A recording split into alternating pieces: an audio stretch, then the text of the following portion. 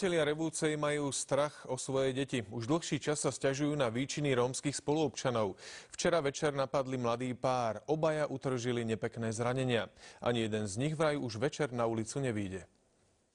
Partia 20 Rómov podgurážených alkoholom. V týchto miestach napadla len 16-ročnú Ivetu a jej priateľa. Dievčaťu so sklenenou fľašou dorezali tvár. Som jej povedal, že nech beží.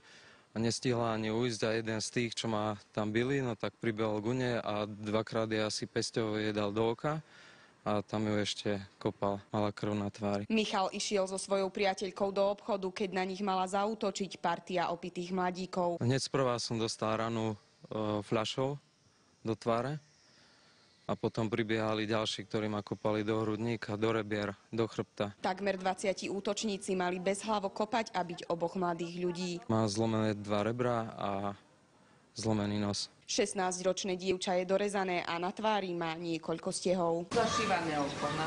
Miestni Rómovia sa ale bránia a tvrdia, že k žiadnemu útoku vôbec nedošlo. Pochybujem, že by to Róm spravil. Tu prosím vás, by sa to nestálo.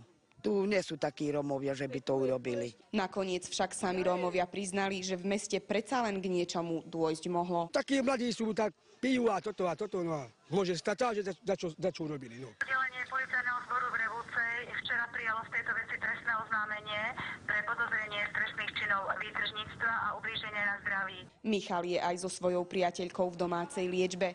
Na ulicu vraj už večer nevídu a po útoku sa boja o svoje životy. Bojím sa.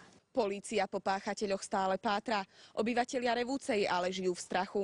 Boja sa, že útok sa môže zopakovať. Z Revúcej pre televíziu Joj Martina Molčanová.